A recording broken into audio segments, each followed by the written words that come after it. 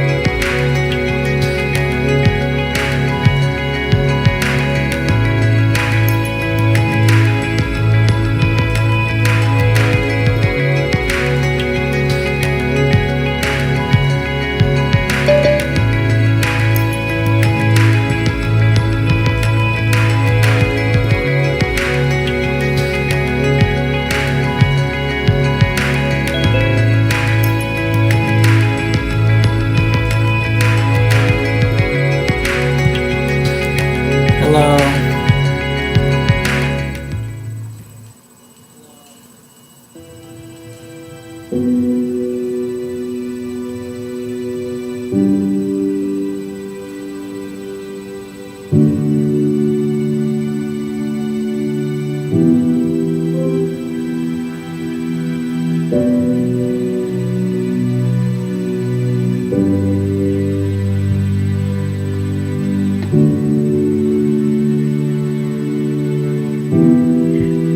Okay, how about that?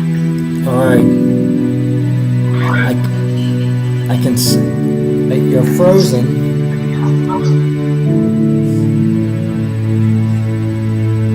That.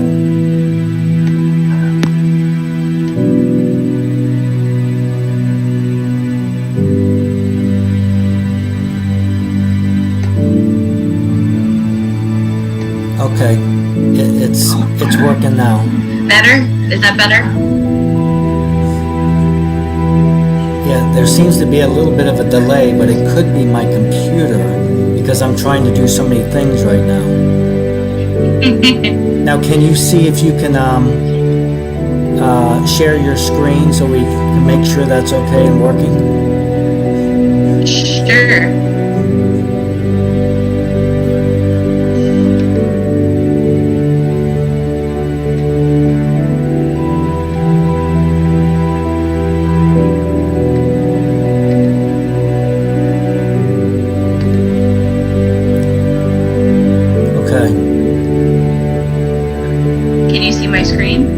Yes, I can see it. Yep.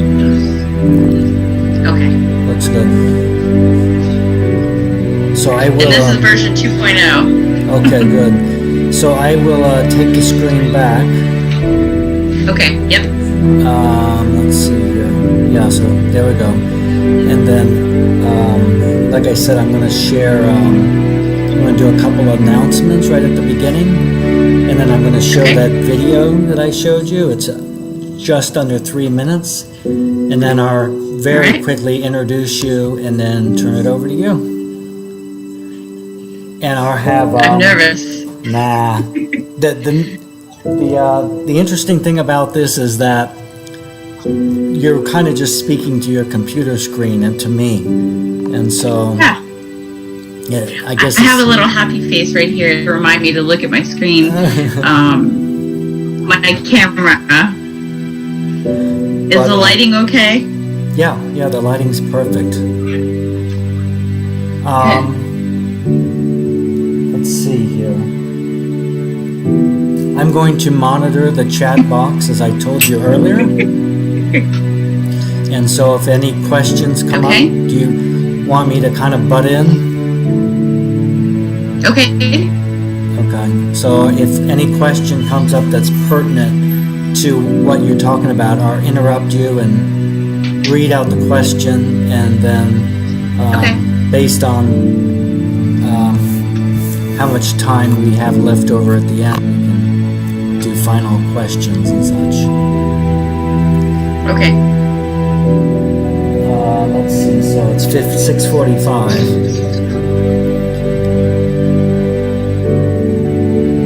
Can you see what I'm broadcasting? No, actually, your screen is frozen. Oh, I'm frozen? Yeah, you are frozen. It's probably because I'm trying to Oh, there you are. I'm broadcasting something because at the same time that I'm doing this, so hopefully when I shut that off, it will help. Okay. Now I can see you. Yeah, that's better. Okay. But I can't see what you're broadcasting? Yeah. Yeah, I don't know if I can show that.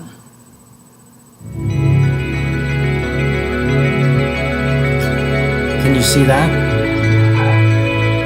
Mm-mm. No. But I can open it up in a different window if you want. No, that's okay. Okay. I don't want to complicate it. Yeah. So you're not working tonight, huh? No. I go back to work Tuesday evening, and I hopefully I locked the cat and the dog out, so hopefully I gave them food and everything, so they should be good to go. Oh, that's what people love. Treats and everything. So I debated on whether to have them in here with me or to just make them stay outside. People love it when the pets show up in these Zoom. Oh yeah, well. That's my biggest fear, is having them come jump on me and walk around on the camera or something for forever on YouTube. Well, thanks again for doing this. Yeah, I've got a lot of really good feedback on Facebook. A lot of people were like, "Really?" I was like, "Yeah." So tune in if you want to hear about what I did at the Space Center. So And I had a couple of NASA friends say, "Ooh, this sounds like a great idea." I said, "Let me know if you want to get a hold of Mark, and he can schedule you to come on to the show." Oh, absolutely. That would be great. They'd like to do Yeah. that. So I left that door open for all my brave friends to reach out. I said, "Just let me know. I'll give you give me your number, and I'll get with Mark." Yeah, that'd be great. Well, hopefully we have a good showing. Yeah, you never know. So. Yeah, I turned my phone off. Well, I just put it on vibrate next to me. I start classes tomorrow. I'm nervous about that too. My syllabus on one of my classes was 17 pages long. Oh, nice.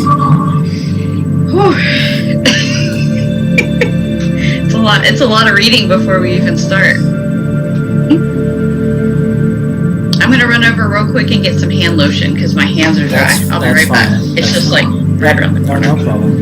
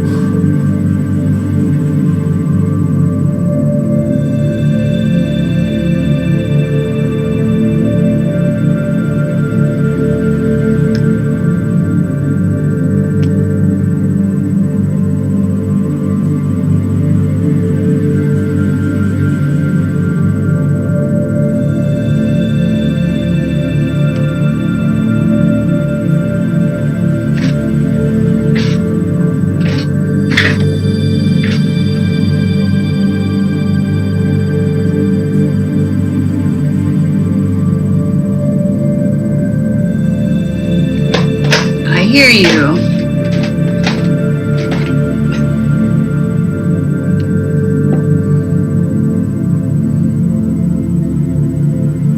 Lay down.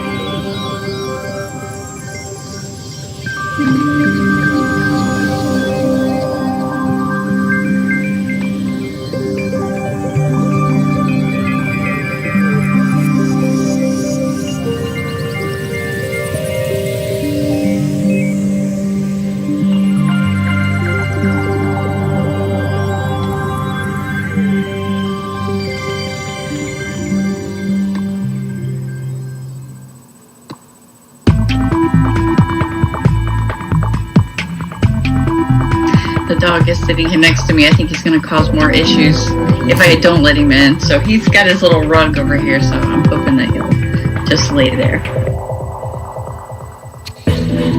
So I'll have to take a picture and send it to you.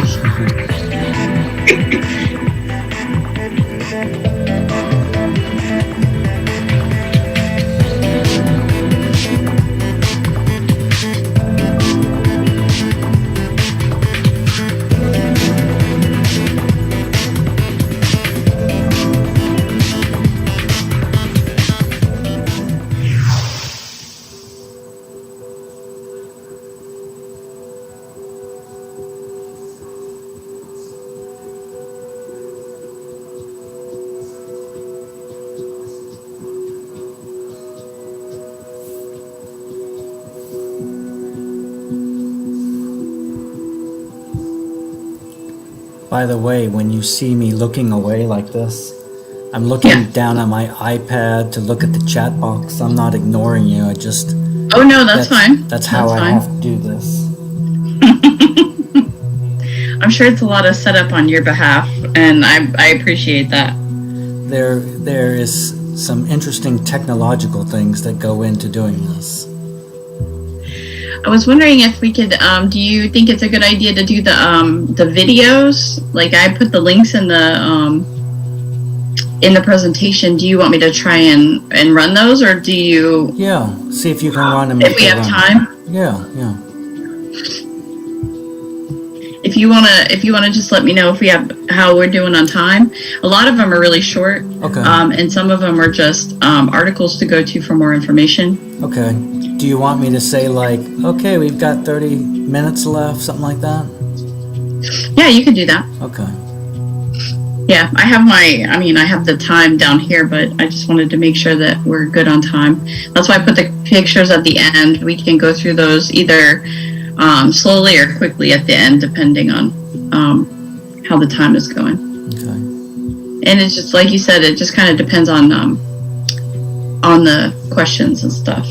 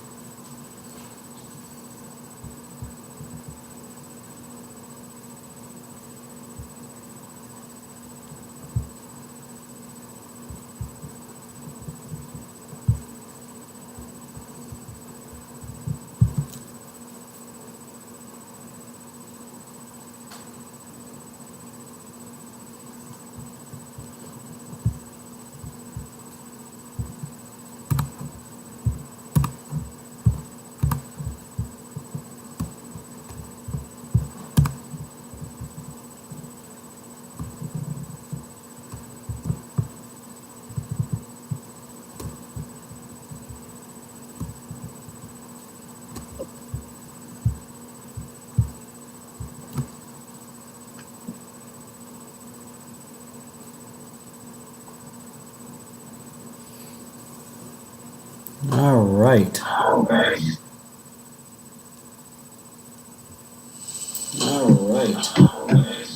So I need to check my audio here.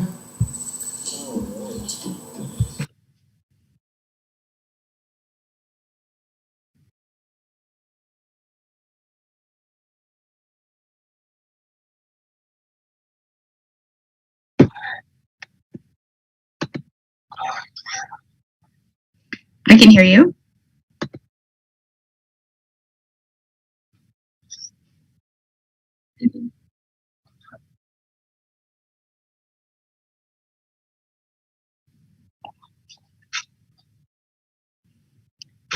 Loud and clear.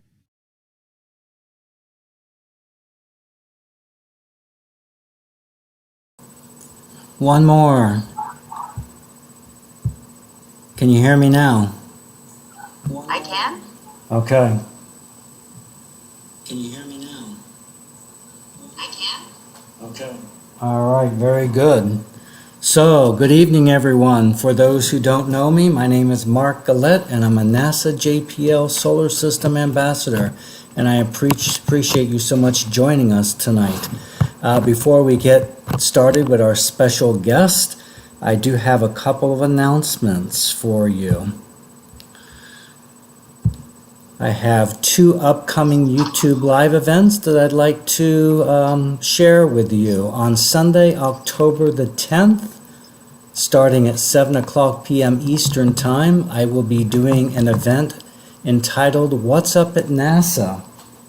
And during this event, I'm going to be talking about some of the exciting current and future missions of NASA, including DART, which is the Double Asteroid Redirection Test. That's scheduled to be launched November the 24th. Our talk about Lucy, the Lucy mission, which will be going to the Trojan asteroids near the planet Jupiter. That's scheduled to be launched October the 16th. And I will also mention the James Webb Space Telescope, which is the replacement to the Hubble. That is scheduled to be launched later this year.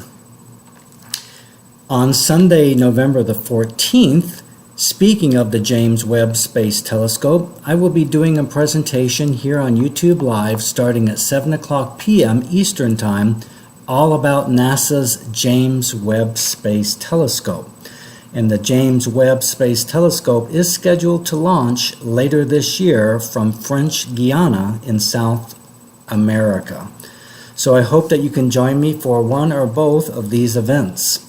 All you need to do is come back to my YouTube channel about 5 minutes before the event start time and look for that live event. While you're here tonight, if you're not a subscriber to my channel, I would encourage you to please consider subscribing. Thank you. Now, for tonight's presentation, I will be monitoring the chat box. So if you are logged into your YouTube channel, you have a chat feature. If you have any questions as we go through tonight's presentation, please feel free to type those in the chat box, and I will periodically interrupt my guest, Leslie, and see if she can address it at that time. All right, so before we get started, I have a very short 2-minute and 55-second video that I'd like to show you about the main topic of tonight's discussion, and that's NASA's new Moon and Mars rocket, the Space Launch System. So please enjoy this short video.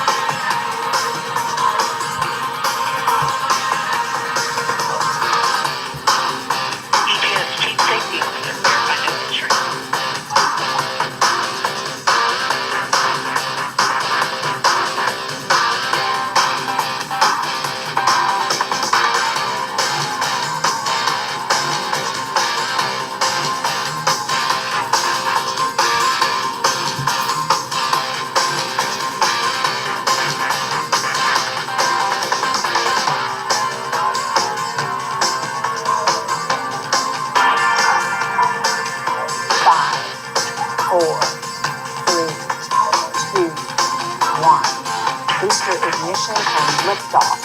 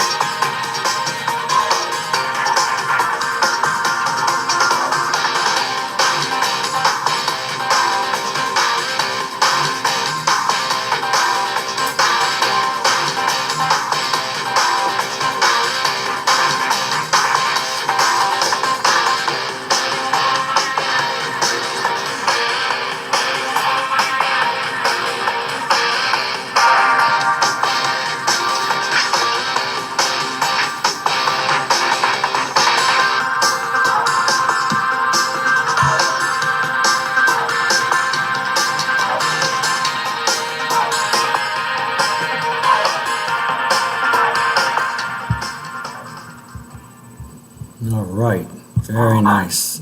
All right, so without further ado, I would love to introduce our special guest tonight, a friend of mine, Leslie Day, a former NASA contractor and engineer. And thank you so much for joining us tonight, Leslie. I'm going to go ahead and hand it over to you, and feel free to share your screen. All right. Thank you so much, Mark, for having me today. It's been an honor to be invited to your program, and it's also been an honor to go back in time and look at my memories working as a contractor for NASA. There's a lot of really great things going on over there, and I'm very honored to be a part of it. And I'm also very grateful to have the opportunity to work as an engineer over there. It was a tremendous challenge, but it was also what a fantastic opportunity as an engineer. So I'm going to go ahead and start sharing my screen.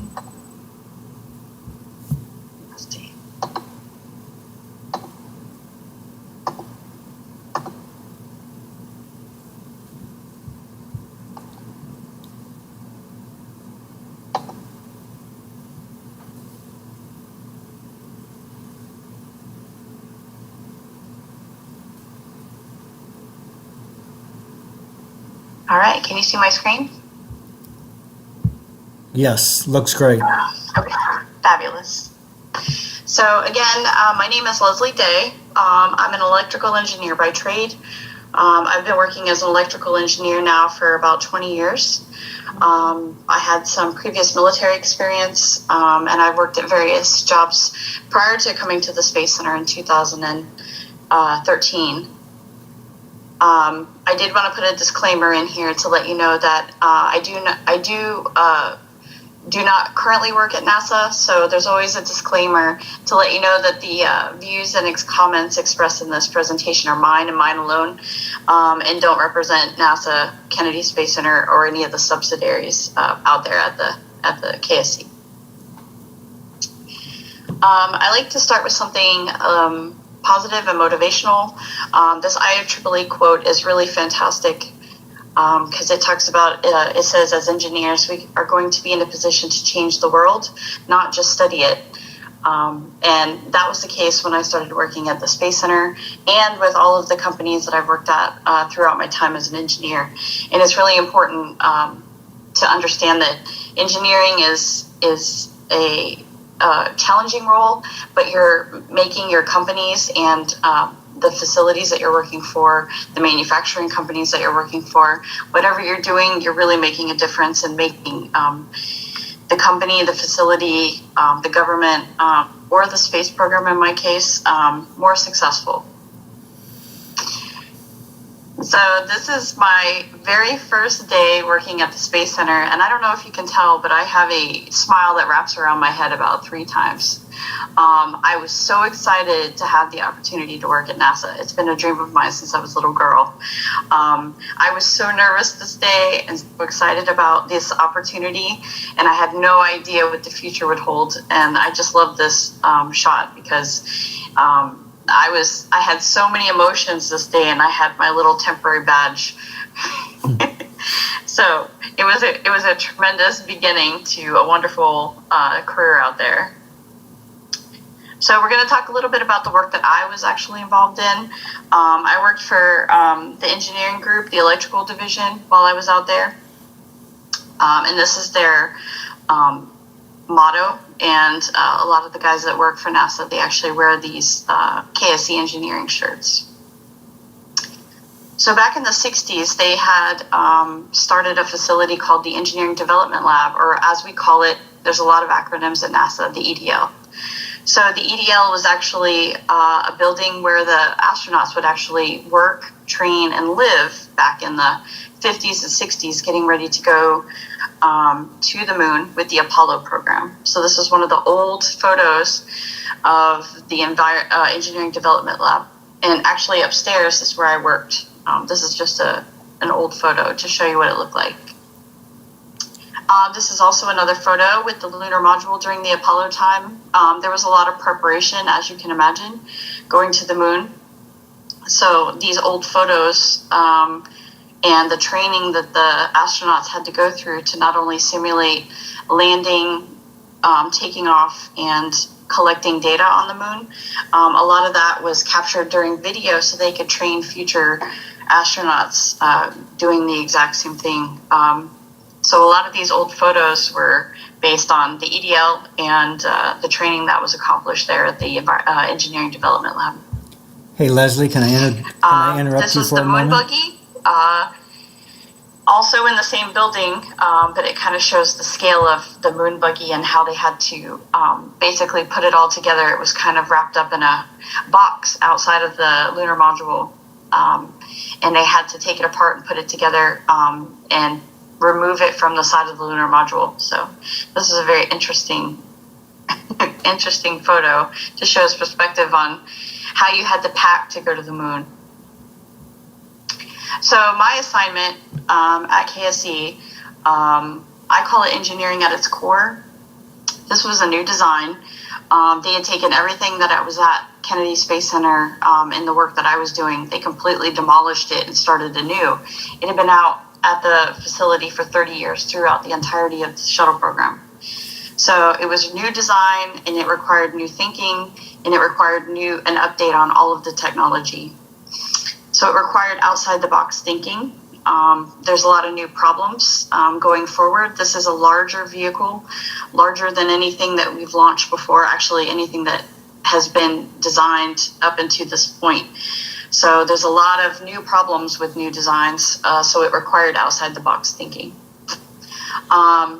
And a lot of that required mitigations for all of these new problems. And mitigation just means when you find an issue, for example, the vibration is going to be tremendous for SLS.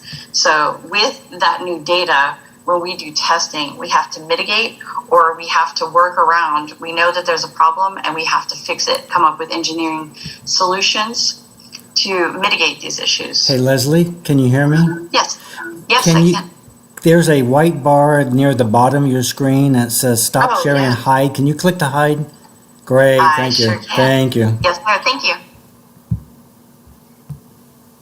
So our areas of responsibility, when I first started there, I worked in the environmental testing area. As with the design of a new rocket, there's a lot of testing that's involved in making sure that the electronics, in my case, the electronics can withstand the environment, the launch environment that we're going to put it in.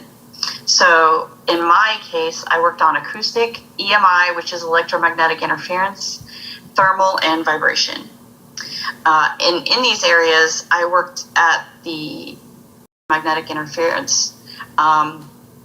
Every electrical component makes noise, electromagnetic noise, and you have to make sure that your equipment can withstand that noise, not only itself, but it doesn't interfere with any other equipment. Thermal, of course, SLS is going to be tremendously hot. The equipment that's out at the pad is going to be, especially outside or on the mobile launcher, is going to be sustained very high temperatures. So we have to make sure that those electronic components can withstand the thermal differentials that are going to be present. And vibration, of course, that kind of goes without saying. There's a lot of vibration. The last time I checked, this is going to be the loudest man-made noise ever made. It's going to be tremendous, and it can actually kill somebody if they were out there. So that's why it's very important to make sure that everyone is clear of the pad, everyone is clear of the mobile launcher and the crawler and that entire area, to ensure everyone's safety, because it's very, very dangerous for people. So the acoustic testing, like I said, this is going to be the loudest noise ever recorded. And with that sound, it causes a lot of issues. That vibration causes issues on equipment. And if the equipment isn't ready for that, and we don't do these tests, we could cause failures either during or before the launch, which is a really, really bad thing. So for the smaller items, we have an acoustic chamber on site that we use for the electronic components and subsystems. And then for larger items, we have to do simulations because there's just nowhere we can put it for a very large item for acoustic testing. We have limitations on space. So if you want a little bit more information about this, I put a link in here. You can read about the acoustic testing that we did. And this is a picture of the crawler with the mobile launcher attached to it, and it went out to the pad and actually did a water test. But the water test we'll talk about a little bit later. The water is used as sound suppression for the very high acoustic and vibration testing. EMI is electromagnetic interference. So like I said, we use anechoic chambers that are very, very quiet. And they're used to absorb outside EMI so that the electronic equipment that's under test or EUT can be monitored and evaluated. They use both active and passive test equipment to evaluate these items. It's a very strenuous test, especially for space items. And this is actually a photo here of an anechoic chamber. And this robot is actually on the space station now, doing research and helping the astronauts do periodic testing while they're asleep and helping run data. So this is actually a test that was done prior to this robot going to the space station. And again, if you want more information, I put a link here in the slide to let you know that there is more information about the EMI lab and the tests that they're doing out there. All right, vibration testing is always exciting and difficult, and very, this is one of the last tests that we do because it is damaging. It can cause damage to the equipment. So we usually start with acoustic testing and then move our way to the more damaging tests. And vibration is definitely the high on the list for damage to the equipment. So vibration testing, it's used to test electrical components. This is actually a test that has been done on a satellite component. This is not one of our pieces of equipment, but it's the same shaker table, and they can shake the table in the X, Y, and Z position, as you can see here. The vibration is used to, the vibration table is used to test the components and make sure that it can sustain the vibration profile that they have for SLS. That profile is based on the shuttle, and the shuttle was 3 engines for for the shuttle, and 4 engines currently for SLS. And the solid rocket boosters that they used for the shuttle had 4 segments on each booster, and now SLS will be a little bit bigger with an additional booster on each side, so 5 segments for each booster. So as you can tell, with more engines and with more booster power comes more noise, more vibration. So very difficult to do testing on a lot of these equipment pieces, and the mitigation was definitely a lot of the work that we did with our mechanical friends to make sure that our electrical pieces could be dampened and compressed to make sure they don't see the full scale of the profile. Again, I put some information here. These are some links on the testing that we performed both at KSC and some of the rocket testing that they did both in Utah and in Marshall in Alabama. All right, thermal testing, also very difficult, mostly on the hot side, but we do have cold components that are going to be, some of the flight hardware will be going to space, so there's also a cold component as well. On the pad, we didn't have to worry about that. We were more interested in the heat component. So these variations can wreak havoc on electronics, as we all know. And we don't want to have failures, so we want to know how the equipment works before we actually install it and start using it. So this is why we do these tests. So we have a thermal chamber. For the smaller items, again, we have, we're limited on size, and then the larger areas, they built models of the crawler and the mobile launcher, and they use models and simulations and scaled down models for some of the testing that they have to do. And I put a link also down here for the mini models for the SLS. So that does a little bit of the vibration, the acoustic, and the thermal testing on these models. They're very helpful because it's really hard to build a one-to-one scale. It's very expensive. The bigger pieces for flight hardware obviously undergo a lot of testing as well. Different parameters for the space launch stuff, but a lot of testing has to be done to make sure that everything works as expected when they put all the components together. All right. I had the opportunity to work on EFT1, which is the flight for, it's called Experimental Flight Test 1. This happened in December of 2014. I worked on some of the testing and development for what we call the CMAS system, which is the Crew Module Ammonia Servicing System. We use ammonia as a coolant for the electronics that go to space.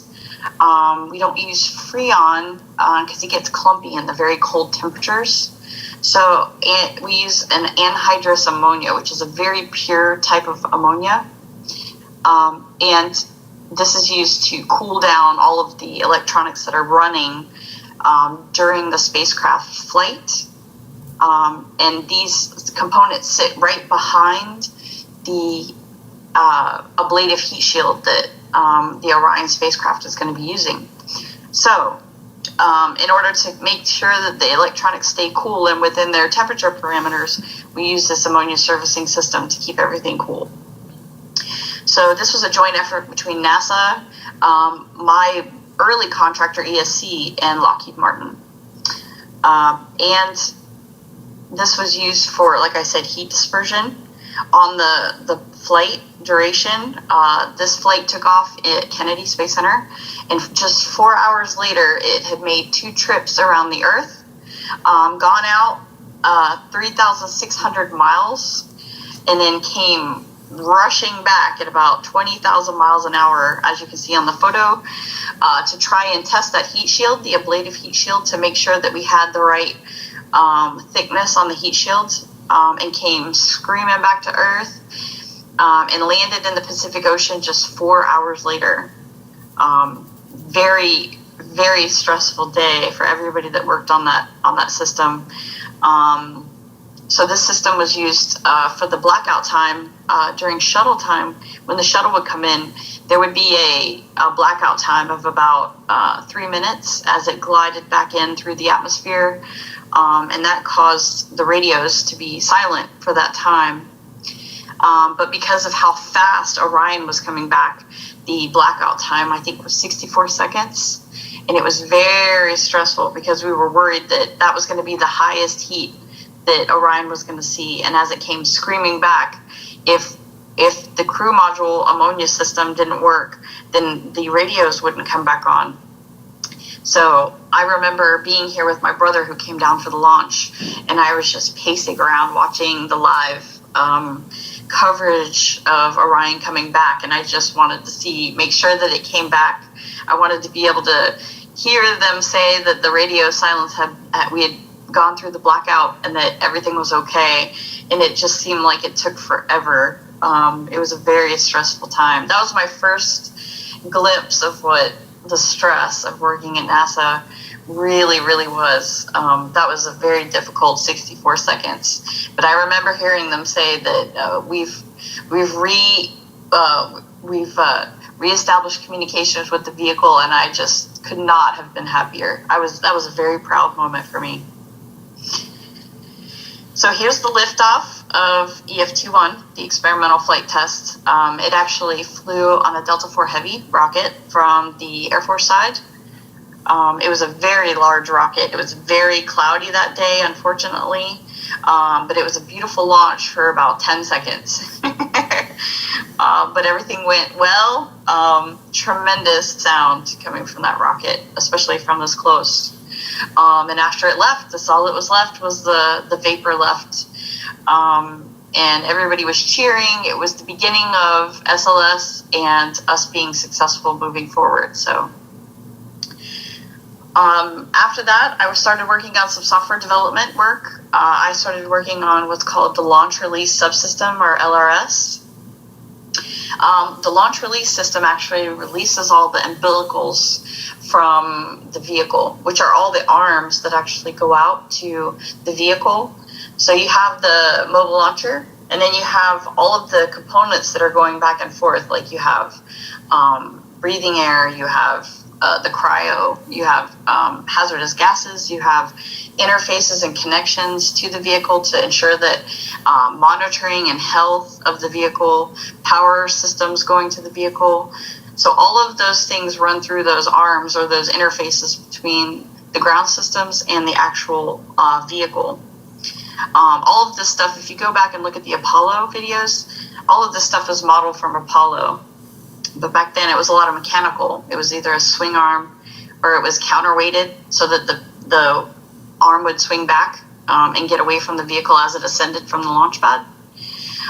There was a lot of relays and switches back in the day. So we were able to take that information and model our design from the Apollo system and take those mechanical devices and move them into an electrical ladder logic program for the PLCs, which are programmable logic controllers. So we didn't have to start from scratch. We had Apollo to look at as a design beginning. So this is the test. This is one of the umbilicals, and I'm going to attempt to run this little video. Mark, let me know if this is working out. It's so far so good. Yeah, looks good. Okay. So after all the testing, I worked on LRS for 4 years. These are the arms on the mobile launcher.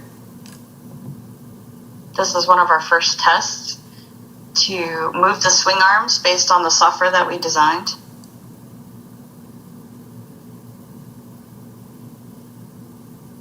And that's about 380 feet tall. Mm-hmm. So it's showing all of the different arms and where they're going to be located during their default location.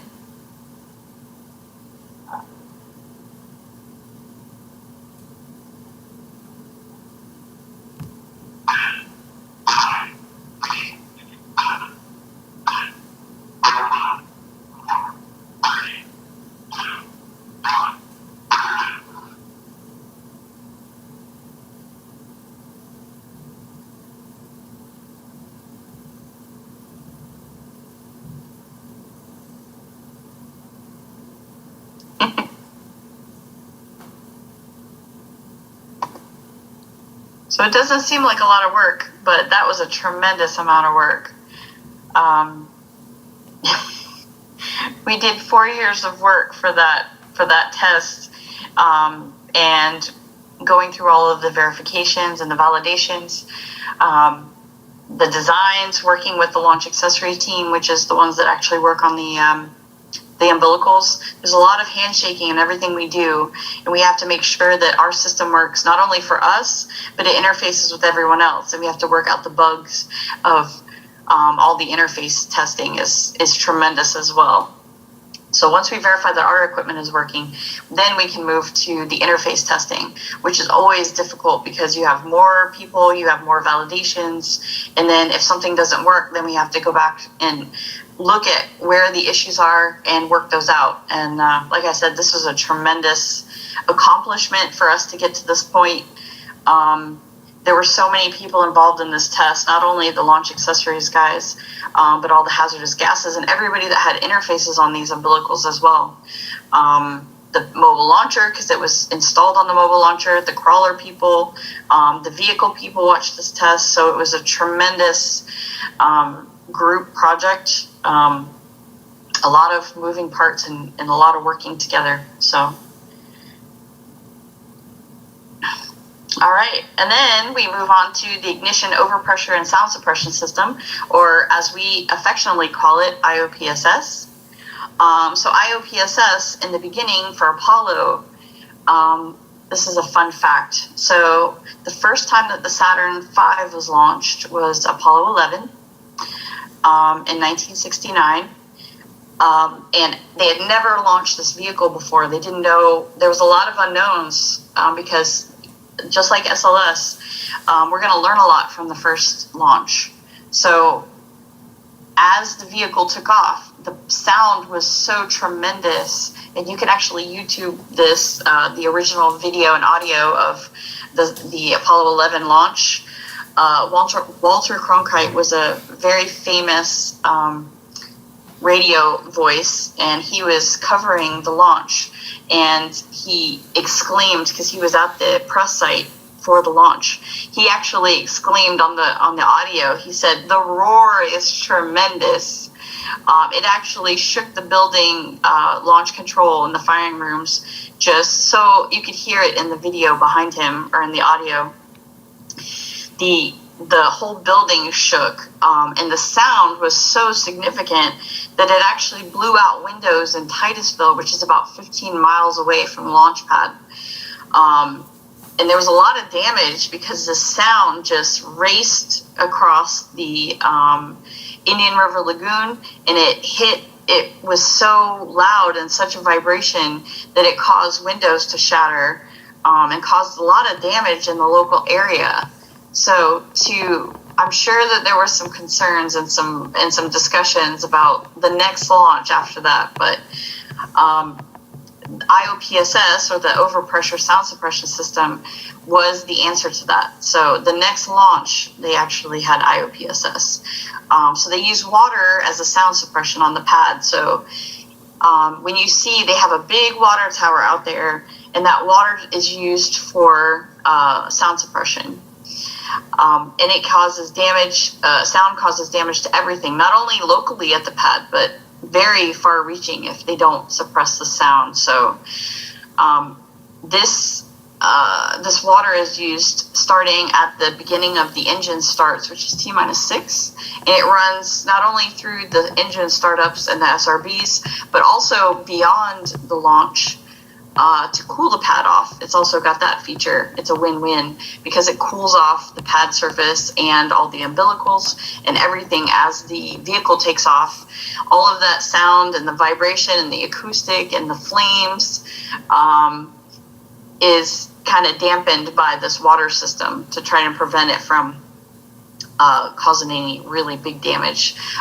There is ablative tape on all of the cables, and there's also ablative paint that they use. Ablative is just fire resistant, so as the vehicle takes off, it basically lights everything on fire, and that paint and the tape are kind of sacrificial to the flames to keep them from damaging anything below them. So it's made to be burned off. So when you see old videos of Apollo, when Apollo 11 took off, everything was on fire. And it was meant to do that, so it would use the ablative tape instead of hurting the cables. But they did learn a lot from those launches. It was tremendous. There's also, I'm going to attempt to run this video. This is actually working really well.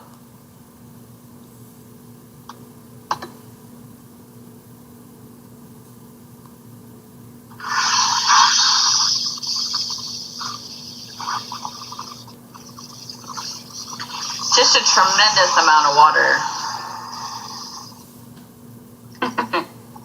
in a very short time.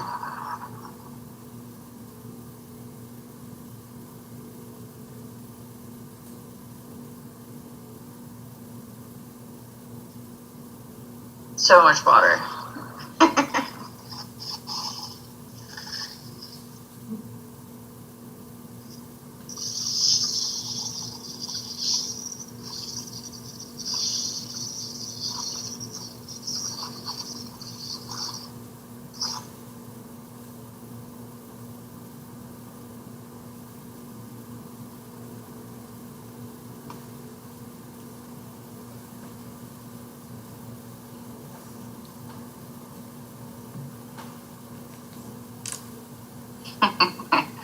I remember they had a bus full of VIPs that were actually out here watching the water test, and they got a little bit wet because they were a little too close. Those are actually the tracks for the crawler that moves up and gets in place on the pad. So those are little grabbits, or I call them grabbits, that the mobile launcher or the crawler actually hooks onto to move up and onto the pad.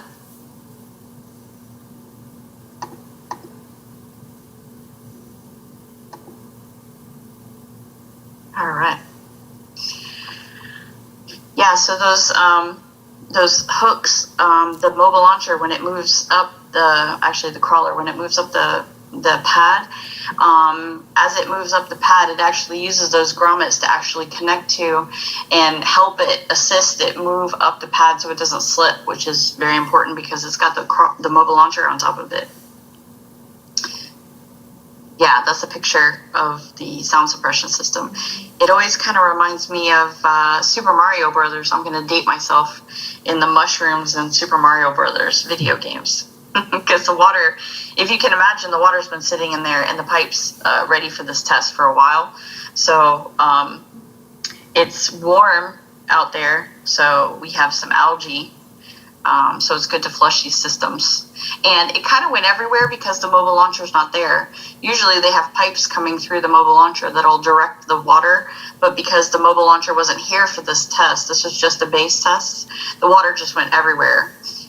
They have these things called rainbirds, which direct the water into specific areas, and you kind of saw it across. There's a platform that goes across the pad surface, and you can kind of see it when you watch the video. Those rainbirds kind of direct the water to where to go when the mobile launcher is actually there. But the mobile launcher will sit on these stanchions right here that you see right in front of in the foreground of the water going off. All right, these are some of the pictures that are distinctly, that you won't see anywhere else, maybe except another space center. But there is actually astronaut parking. This is actually the astronaut parking for back in the day, it was a Winnebago, and then it became an Airstream. And now they have another vehicle that they use, sometimes like for SpaceX, they use the Tesla vehicles to run the astronauts back out to the pad. But before, they used to have a big van that they would take the astronauts out to the pad. So this is right outside the operations and checkout building. So I thought this was an interesting photo. This is actually the operations and checkout building. This is where the astronauts come out of the building for the last time and transit to the Winnebago or Airstream or vehicle to go out to the pad. And as you can see, a lot of the crew will stick their mission patch on the wall to indicate that they had come from these doors, which is a very interesting part of the history of that area. And this is an ever-growing list of mission patches. This is actually right next to where the the crew takes off to go to the pad. These are astronaut parking spots. These days, there are not as many people there, but I can imagine during Apollo, there was a lot of parking spots that were full of really nice cars. This is one of the platforms that they built specifically for SLS in the Vehicle Assembly Building, or VAB. It's the large building with the American flag on the side and the NASA meatball or the NASA logo. They had to build platforms to work on the vehicle, and this is one of those platforms. And I love this photo because it shows you that this platform, just one platform, is as big as that KFC that you see, the Kentucky Fried Chicken, just to the left. These are tremendously large pieces to the VAB, and they're really hard to get through. They build these platforms off-site, and then they bring them back to the Vehicle Assembly Building and install them. But getting them there is just a feat in itself because these platforms are so large. So I hear that anyone that has kids knows about Flat Stanley. Flat Stanley is a cutout of a boy or a girl, and they put them on popsicle sticks, and the kids color them, and they send them in envelopes all over the country, and we get bunches of these. So when we get a chance, every once in a while, we would go over and grab some of these, and we would take them out and run them around the visitor center and around work and take photos with them and send them back to the kids and talk about Flat Stanley's adventures around the Space Center. So if you have one of these that we did, I would certainly love to get some feedback. Let me know if you ever got one of these from us, because if it was between 2013 and 2020, it was probably me or someone in our group. So the shuttle landing facility is where the shuttle landed when it came back from space. For a while, it was the longest runway in the world. And the last time that all of the shuttles came back that were operational, they put this plaque out on the shuttle landing facility. And it told you the statistics of every single shuttle, how many missions it flew, how many days in space it was there, and how many miles. So as every once in a while, they would have a run out there, the SLF run, and you could run by these and take photos with them. So there's one for all of the operational shuttles. This is the beginning of the Orion spacecraft development area. This is also in the operations and checkout building. This is where the Orion spacecraft is being developed, built, and tested for space. This is a Lockheed Martin facility, and nobody's allowed to go in there except the Lockheed Martin people, but really great things are happening in there. And as you can see, every once in a while, they'll post other photos on the right-hand side there where they did parachute testing or water drop testing, how they got all the components here. So really, really good information. This was when the mobile launcher was brand new. And this was me out at the mobile launcher getting ready to do an inspection on one of the electrical rooms. There's 3 electrical rooms. You can kind of see them. There's a box. There's 3 boxes if you go up the mobile launcher. Those 3 boxes are actually electrical equipment rooms. And they house the equipment that actually runs all of the interface between us and the vehicle. This was my first time and last time being up on the mobile launcher. It's very high.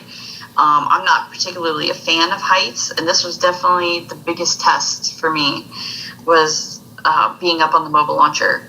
If you can see over my left shoulder there, the floor is graded. So you can see all the way down. And this was during construction, so everything was very rudimentary. The lighting was just hang lighting.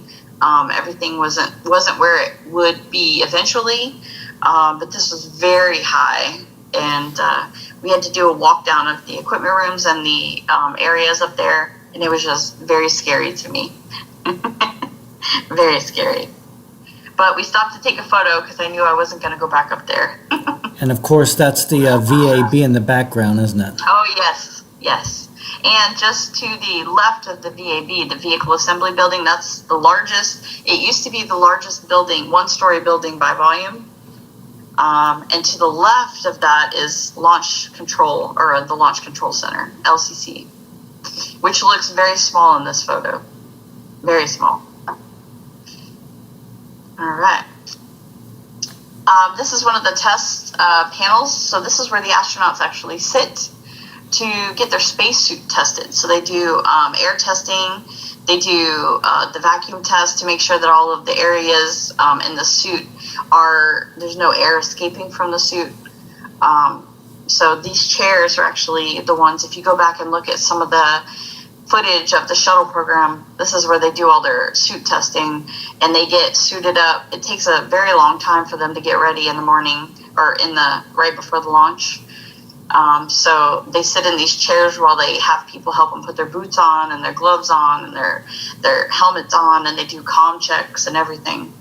So these chairs are very famous, and it was an honor to have the option or the ability to go and take a tour of this area.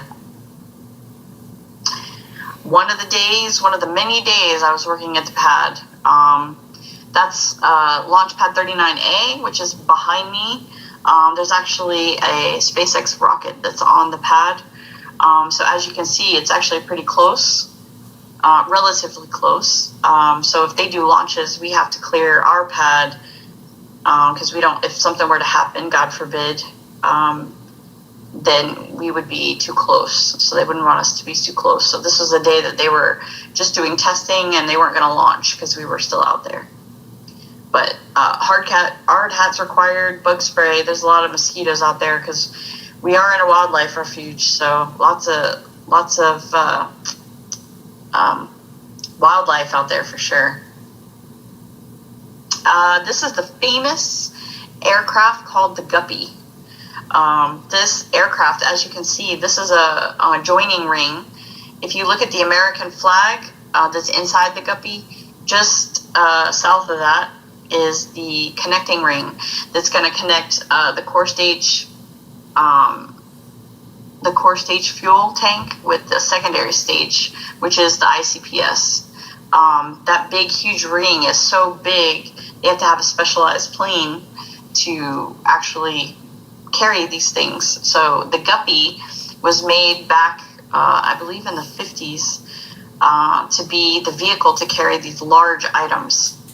So I know that it can carry at least 2, if not 3, T-38s, which are what the astronauts used to fly between here and Houston. Just a very large plane used to carry big items. So this is how Orion moved here from its testing for its launch, and large items like this connecting ring also. So the first time that the mobile launcher actually came out to the pad where we worked, we made this little welcome sign because we had people that were working on the mobile launcher that were going to be coming to the pad. So we made this little welcome sign to welcome them to the pad for the first time. Unfortunately, this this welcome sign got deluged when we did the water test, like you saw earlier, and it was just a mess. So we wanted to, it was a very short-lived little welcome sign, but that was a big milestone for us to have the mobile launcher come out to the pad for the first time. There was a lot of testing that was done while it was there, and that was the first time the crawler had actually moved the mobile launcher. So it was a very stressful time, again, for a lot of different groups that are working together to make this happen. It takes a tremendous amount of people and skill and expertise to make these things happen. All right, most honorable mentions. These are some of the benefits of actually working out there. So when right before The Martian was released, the Andy Weir movie, the actors actually came out to KSC and gave us a talk about what it was like to be in the movie and what it would really be like to be going to Mars and the difficulties and challenges that we're working on right now, actually. So the gentleman in the middle was actually in the movie, and they have astronauts to the left and biologists and people that were there to discuss the issues that the astronauts would face going to Mars. So this was very interesting. This was a book signing by the very famous Buzz Aldrin, who was the second man to walk on the moon. Occasionally he would come to the Space Center. This was an opportunity that we had to meet him and get a book signed from him. Story Musgrave, he was a neurosurgeon, and is credited with fixing the Hubble telescope. He was instrumental in helping replace the lenses for the Hubble telescope. Actually went to space specifically for that reason, because he was very steady with his hands, and it was a very difficult and complicated spacewalk. And he was picked specifically for his talents as a neurosurgeon to work with the space telescope and to restore it back to even better photos. If you get a chance, please look up his tremendous contribution to the Hubble telescope. It's amazing. Hi, Leslie. This was at the Space Gala in 2017. This was on the left was George Takei, and on the right was Mr. Buzz Aldrin, Dr. Buzz Aldrin. And we were able to meet with him and have a dinner with him and have a speech for both of them, which was tremendous. If you ever get an opportunity, it's an amazing event. Leslie, can you hear me? Yes, sir. Okay, so we're just about at the top of the hour. We've got about 4 minutes left. All right. Do we have any questions? And yes, I've been monitoring the chat so far. Here's a question. How many umbilicals does the LRS control? That's a good question. So there are some that we don't control because of the time requirements, like the vertical stabilizer or VS, and then the tail service masts at the bottom, which connect to the vehicle for power in the last moments that the ground system actually works on. But we connect to, depending on who you ask, we connect to 7 or 8 of the umbilicals. Yep. Okay, and I did mention, I put in the chat box, if anyone else has any questions, feel free to put them right in the chat box. We have about 3 minutes left. All right. I think we're almost done. Okay. All right. So Gene Kranz, of course, was the flight director for Apollo 11 and Apollo 13. Very famous gentleman. I had the opportunity to meet him at the Air and Space Museum in San Diego during the Apollo 9 event. It was the 50th anniversary of Apollo 9. And then the most famous, of course, the most famous 2 people at the Space Center that day was my friend Mark and the center director for KSC, Mr. Bob Cabana, who's an astronaut. He's a Marine test pilot. Tremendous accomplishment. Very accomplished man. All right. So we kind of covered the questions, but if there are any more questions, I'd be happy to entertain them. Right now, and then I did want to... Yep. Nope. I'm not seeing any other questions. Okay. We do have one of the participants, Beth, saying fabulous insights. Thank you for sharing your personal photos. Thank you. There is a question from David. Do you know if Soyuz has sound-related issues?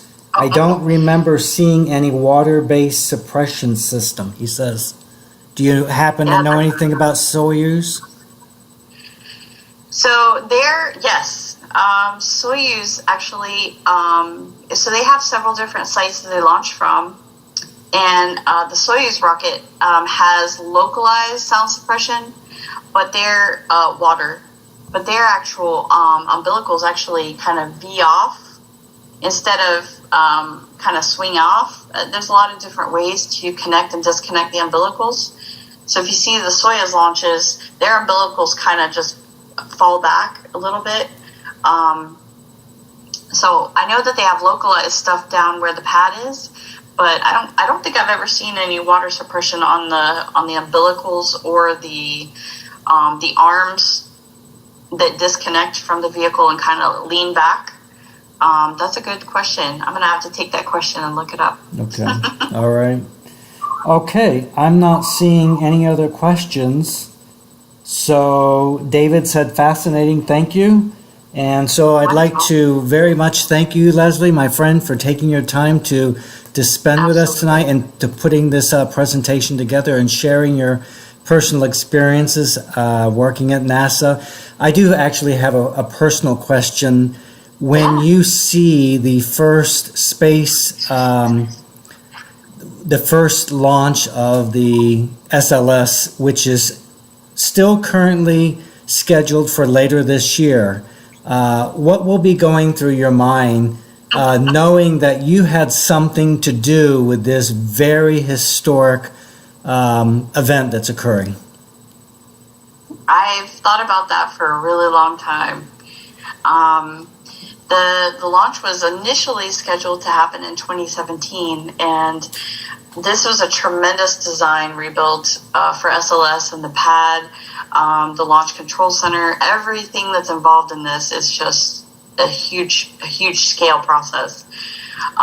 So I've been watching this develop not only with my own work, but with everyone else that I work with.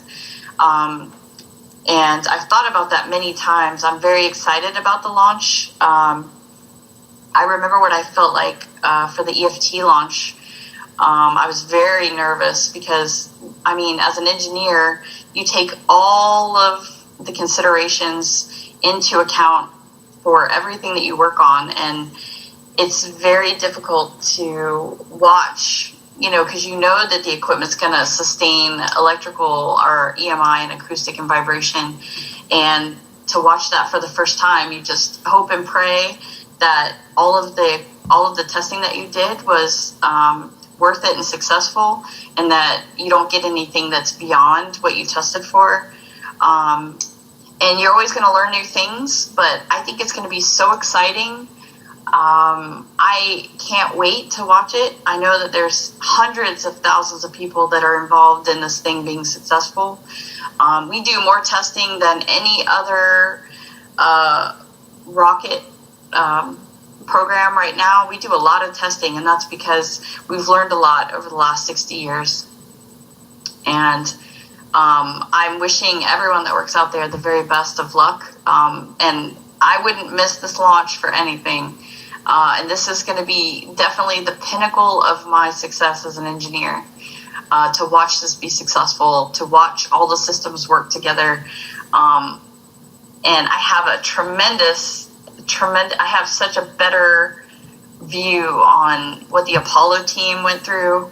And you don't really realize how much stress and how much time and effort is involved in something like this until you have to go through it. It's so stressful, it's so challenging, but it's such a reward, and I can't wait to see SLS be successful. I know it's going to be successful because we have the best team. We have a lot of really, really smart people that are working really, really hard to make this successful. So I'm excited, and I'm cheering them on every single day. I'm cheering them on. Well, again, thank you so much, Leslie, and we appreciate your time. And for everyone who's attending, I appreciate you coming. Don't forget to subscribe, and I hope to see you back on my channel on Sunday, October 10th at 7 p.m. for a What's Up at NASA update. Thank you so much, everyone.